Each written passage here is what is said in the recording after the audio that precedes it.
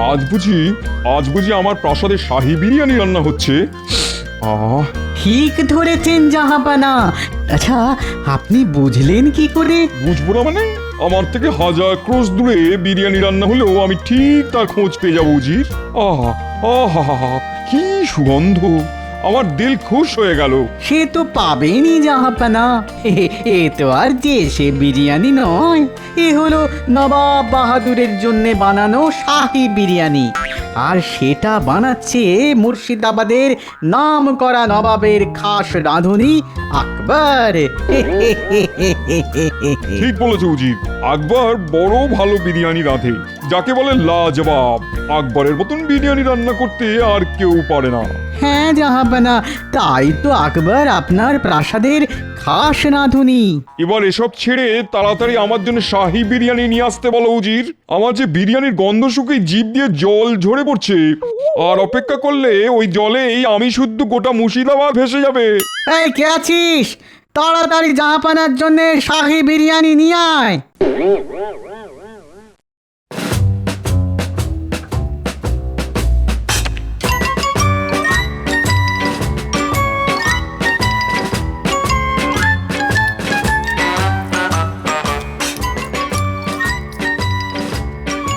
आह आह लाजवाब!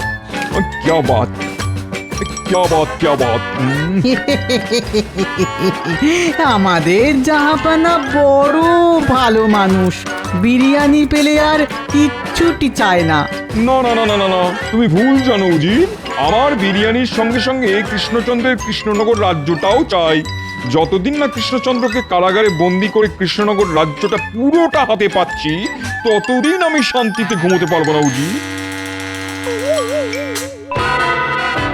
বাহ, বিরিয়ানির দিকে তাকিয়ে আমার মাথায় একটা বুদ্ধি খেলে গেছে উজির। এক্ষুনি আকবরকে ডেকে পাঠাও, জলদি। এক্ষুনি যাচ্ছি জাহাপানা।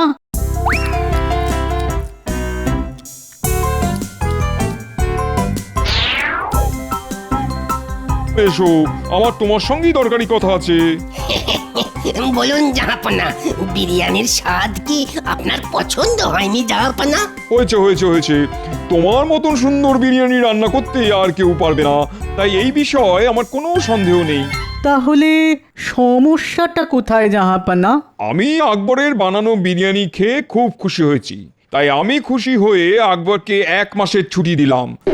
যাও। জো হুকুম জাহাপনা।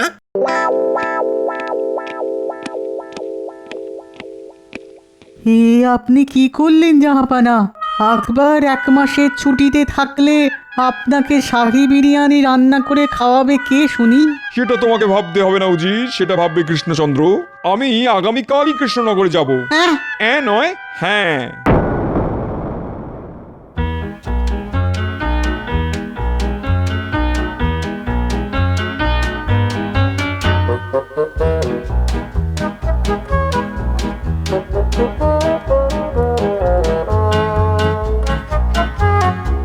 যতদিন গোপাল আছে ততদিন আমি যত ভালোই কাজ করি না কেন, মহারাজ কিছুতেই আমার প্রশংসা করে না। তাই প্রশংসা পেতে হলে আমাকে আগে গোপালকে রাস্তা থেকে সরাতে হবে। গোপালকে একবার রাস্তা থেকে সরাতে পারলেই আমাকে কৃষ্ণনগরের রাজা হওয়ার থেকে কেউ আটকাতে পারবে না। কিন্তু কিন্তু কি করে গোপালকে রাস্তা থেকে সরাবো?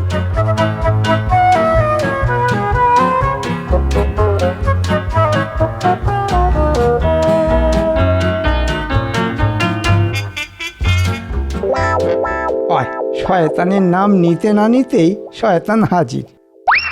এই রাজ্যে সবাই আমাকে কত ভালোবাসে, কত সম্মান করে, আর তাদের মধ্যে সব থেকে আগে হলো আমার নাতি নাতনিরা। তাই এই বিপদের দিনে ওরা আমার পাশে থাকবে না, সেটা কি হয়? বিপদ? কিসের বিপদ? গোপাল আবার কি বিপদে পড়লো? না না, এটা আমাকে জানতেই হবে। গোপালের পিছু নিয়ে দেখি তো।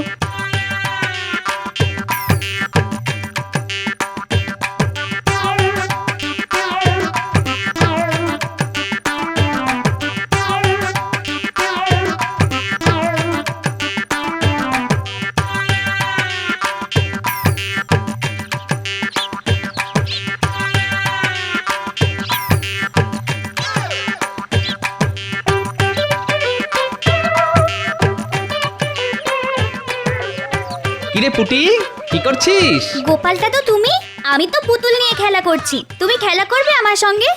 না রে পুটি, এখন খেলার সময় নেই, আমাকে রাজসভায় যেতে হবে। আসলে তোর দিদা গতকাল বাপের বাড়ি চলে গেছে বুঝলি, এদিকে আমি একা মানুষ, তাই আর রান্না বান্না চাপাইনি। দেখি রাজসভা থেকে ফিরে ওই চালে ডালে কিছু একটা বসিয়ে দেবো। সে কি? না না না না, খালি পেটে রাজসভায় যাবে কেন গোপাল দাদা? তুমি আমাদের বাড়িতে এসো, দুটি ভাত খেয়ে যাও। হ্যাঁ গোপাল দাদু, এসো না। আর যতদিন না পুটির দিদা বাপের বাড়ি থেকে ফিরছে ততদিন তুমি আমাদের বাড়িতেই দুবেলা খেও গোপাল দাদা। বলছো? তা এত করে যখন বলছো তখন না হয়। ও, এই হলো গোপালের বিপদ। এটা পাক্কা ধান্দাবাজ। কি সুন্দর দুবেলা খাওয়ার ব্যবস্থাখানা করে নিল। হ্যাঁ, যাই মহারাজকে গিয়ে গোপালের নামে বাড়িয়ে বাড়িয়ে নালিশ করে আসি, তাতে যদি চিড়ে ভেজে। হ্যাঁ,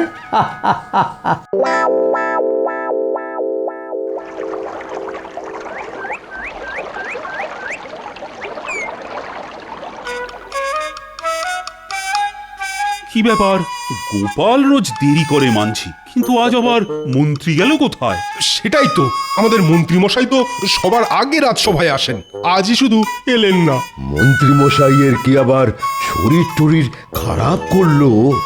মহারাজ মহারাজ, কি হলো মন্ত্রী, এতক্ষণ ছিলে কোথায়? সে কথাই তো বলতে এলাম মহারাজ। গোপালের বউ গোপালকে ছেড়ে বাপের বাড়ি চলে গেছে, তাই গোপাল পুঁটির বাড়িতে গিয়ে কান্নাকাটি শুরু করেছে, আর চোখের জল দেখিয়ে ঠিক দুবেলা খাবার ব্যবস্থা করে নিয়েছে। গোপাল কি ধরিবাজ লোক, শুধু একবার ভাবুন মহারাজ। মন্ত্রীমশাই, আমার মনে হয় আপনার কোথাও ভুল হচ্ছে। আমি যতদূর জানি ওই পুঁটিদের বাড়ির সঙ্গে গোপালের বাড়ির খুব ভালোই সম্পর্ক, তাই গোপাল। তুমি কিছুই জানো না বিজ্ঞান। না না, গোপাল এটা মোটেই ভালো কাজ করে। আজ গোপাল আসুক রাজসভায়। আগে গোপালের নাম নিলেন আর গোপাল হাজির মহারাজ। এবার জমবে খেলা। ঠিক জায়গায় আগুনটা ধরিয়ে দিয়েছি। এবার দেখো গোপাল, মহারাজ তোমাকে করবে তিরস্কার আর আমার করবে প্রশংসা। গোপাল, শুনলাম তোমার গিনি বাপের বাড়ি চলে গেছে বলে তুমি পুঁটির বাড়িতে দুবেলা করে খাবে। হ্যাঁ, আপনার কানে এই খবরটাও পৌঁছে গেছে? বাহ, আমাদের মন্ত্রী মশাই হাওয়ার গতির থেকে কম যান না দেখছি। তুমি ঠিক ধরেছ, এই খবরটা আমাকে মন্ত্রী দিয়েছে। ছি ছি গোপাল, তুমি আমার বিপদের দিনে সবার আগে ঝাঁপিয়ে পড়ো, আর তোমার বিপদের দিনে তুমি একবারও আমার কাছে পর্যন্ত এলে না। এ আপনি কি বলছেন মহারাজ? ঠিক বলছি। না না গোপাল, আজ থেকে পুঁটির বাড়িতে নয়, তুমি রাজ বাড়িতে এসে দুবেলা খেয়ে যাবে। এই যে মেঘ না চাইতেই জল। ধন্যবাদ মন্ত্রী মশাই, সবই হয়েছে আপনার জন্য। যা, গোপালের ক্ষতি করতে গিয়ে অজান্তে সাহায্য করে ফেললাম। ঠিক আছে মহারাজ, আমি দুবেলা এসে রাজবাড়িতে খেয়ে যাব। বাবা, রাজসভায় ঢুকতে না ঢুকতেই খাবার নিয়ে আলোচনা শুনতে পেলাম বলে মনে হলো। হ্যাঁ, নবাব বাহাদুর আপনি? এই তো নবাব বাহাদুর এসেছেন, আর যখন এসেছেন তখন একটা না একটা ঝামেলা না পাকিয়ে কিছুতেই যাবে না। কেন কৃষ্ণচন্দ্র, অবাক হলে বুঝি? না মানে থাক থাক, ওসব মানে থাক। বড় বিপদে পড়ে তোমার কাছে এলাম, একমাত্র তুমিই পারো আমাকে এই বিপদ থেকে উদ্ধার করতে। তাই নাকি? বেশ বেশ, বলুন নবাব বাহাদুর, আমি চেষ্টার ত্রুটি রাখবো না, কথা দিলাম। সবার সামনে বলা যাবে না। তুমি আমার সঙ্গে রাজবাড়ির বাগানে চলো, ওখানেই আমি তোমাকে আমার সমস্যার কথা বলবো। আচ্ছা, আজ তবে রাজসভা এখানেই শেষ হলো, তোমরা যে যার বাড়ি ফিরে যাও, বাড়ি ফিরে যাও। না না, একটা গন্ডগোল আছে বলে মনে হচ্ছে। এক্ষুনি বাড়ি যাওয়া উচিত হবে না।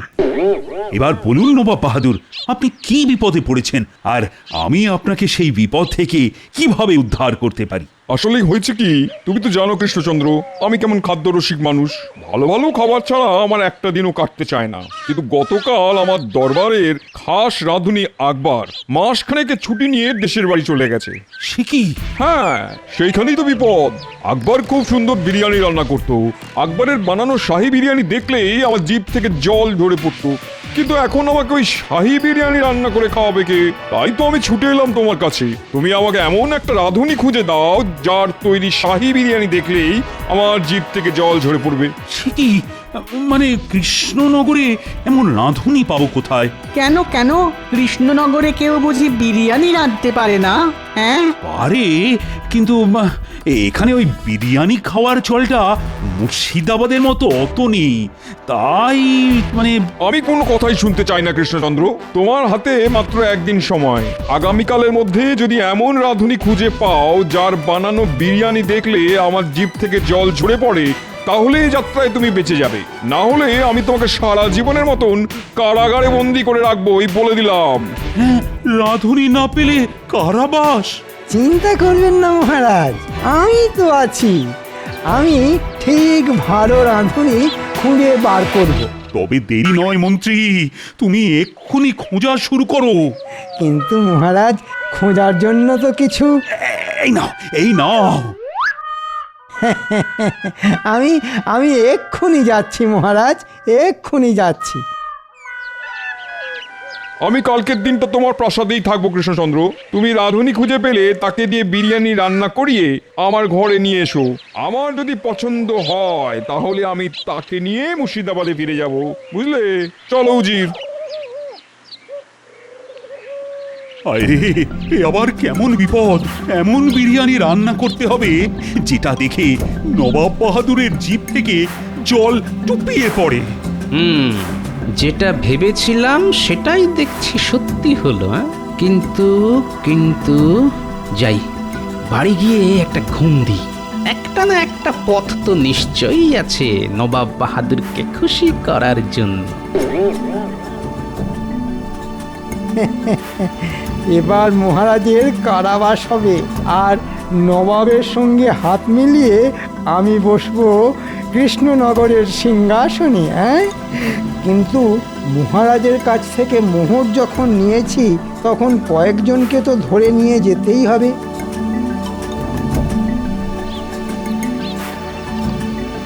এই শোন শোন, এদিকায় এদিকায়। বলুন মন্ত্রী মশাই। তুই রান্না করতে পারিস? হ্যাঁ, রান্না? হ্যাঁ, তা পারি কোনো রকমে। বাহ! আর তুই?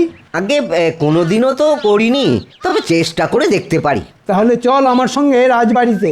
আজ তোদের বিরিয়ানি রান্না করতে হবে। হ্যাঁ, বিরিয়ানি? না না না, তো সব পারবো না। পারবি না মানে? চল বলছি, না হলে মহারাজকে বলে তোদের সব জমি জমা কেড়ে নেব। কথা বাড়াস না, বুঝেছিস? কথা বাড়াস না। মন্ত্রীমশাই যা বলছে তাই করি। চল চল। হ্যাঁ হ্যাঁ হ্যাঁ, তাই ভালো। চলুন মন্ত্রী মশাই।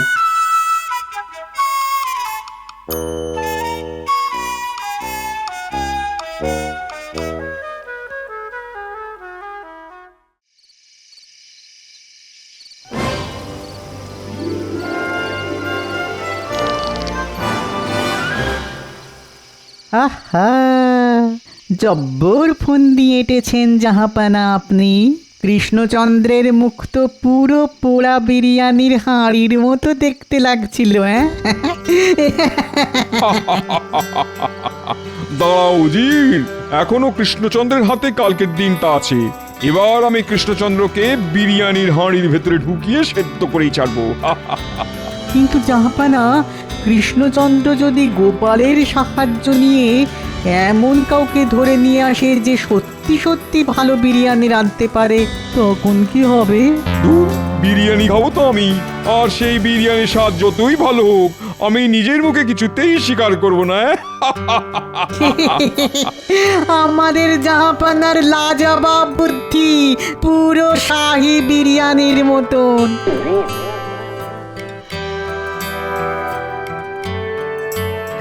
এই নিন নবাব বাহাদুর, আপনার জন্য বিরিয়ানি। খেয়ে বলুন তো কেমন হয়েছে।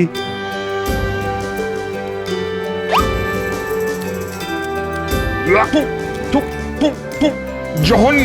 হ্যাঁ, তাহলে একবার এই থালার বিরিয়ানিটা চেখে দেখুন।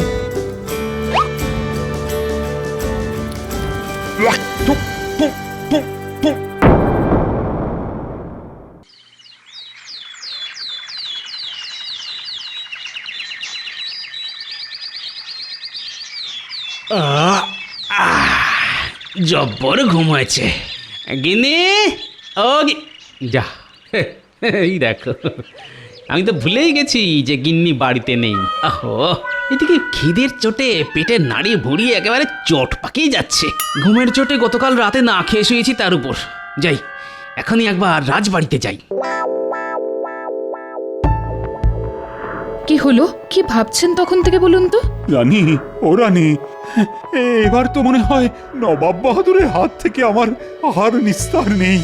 আমি খুব ভালোভাবেই বুঝেছি, যতই ভালো বিরিয়ানি রান্না করে নবাব বাহাদুরের সামনে হাজির করি না কেন, সেটা উনি খেয়ে কখনোই তার প্রশংসা করবেন না।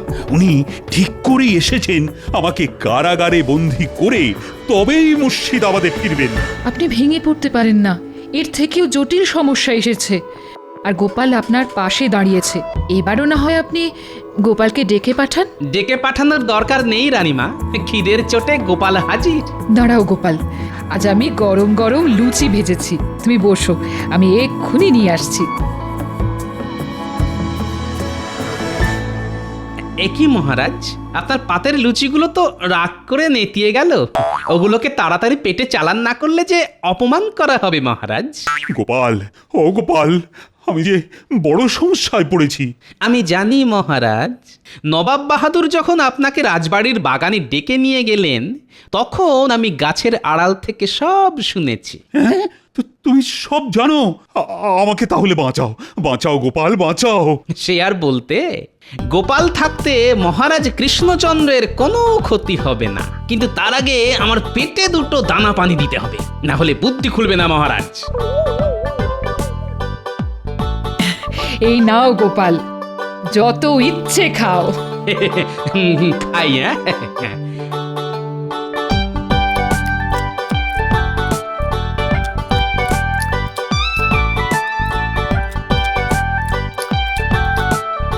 এবার পেট ভরেছে গোপাল? না মহারাজ।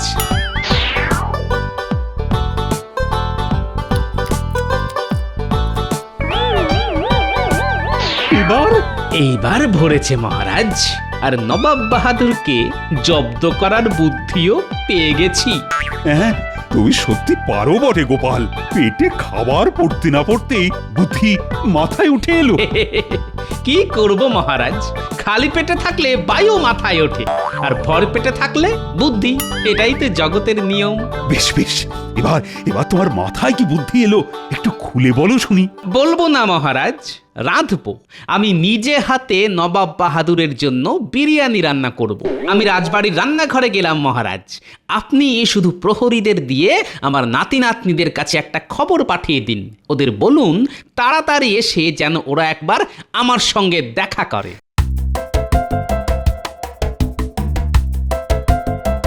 গোপালের মাথায় কি চলছে ভগবানই জানেন। প্রহরী, এক্ষুনি গোপালের নাতি নাতনিদের ডেকে পাঠাও।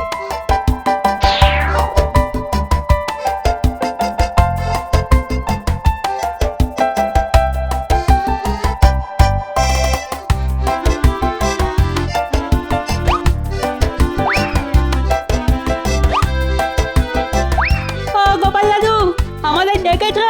হ্যাঁ, একটা কাজ আছে। যা, ছুটে গিয়ে নিয়ে আয়, আর বেছে বেছে পাকাগুলো আনিস কিন্তু। আচ্ছা গোপাল দাদু। গোপালটা সেই কখন রান্নাঘরে ঢুকেছে, এখনো পাত্তা নেই। মহারাজ, গোপাল কোনোদিন নিজের হাতে জল গড়িয়ে খায়নি। ও কি পারবে শাহী বিরিয়ানি রান্না করতে?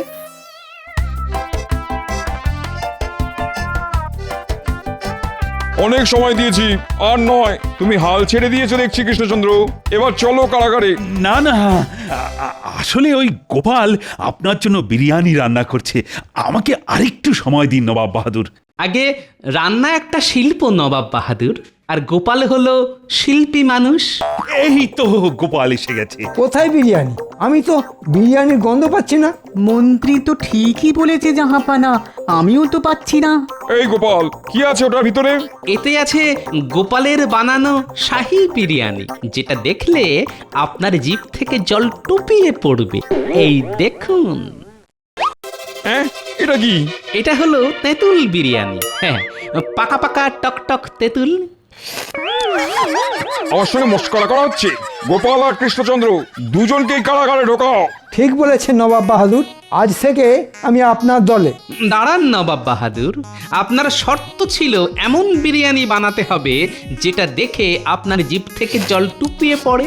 আর তেঁতুল দেখার পর আপনার জিভ থেকে তো জল টুপিয়েই যাচ্ছে। ওই দেখুন দেখুন। হ্যাঁ তাই তো, তাই তো। সাবাস সাবাস গোপাল, সাবাস। এই না হলে গোপাল ভাঁড়। যা, কেন যে নবাবের দলে যেতে গেলাম, এইবারও গোপাল মহারাজকে বাঁচিয়ে দিল। আপনি হেরে গেছেন জাহাপানা, এখানে থেকে আর লাভ নেই, চলুন। আমিও যাই। এত তাড়া কিসের? যাওয়ার আগে আমার বানানো শাহী বিরিয়ানিটা খেয়ে যান।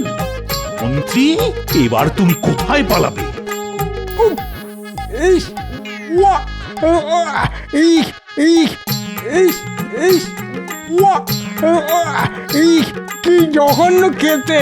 এটাই তোমার শাস্তি। খাও খাও, আরো খাও, খাও।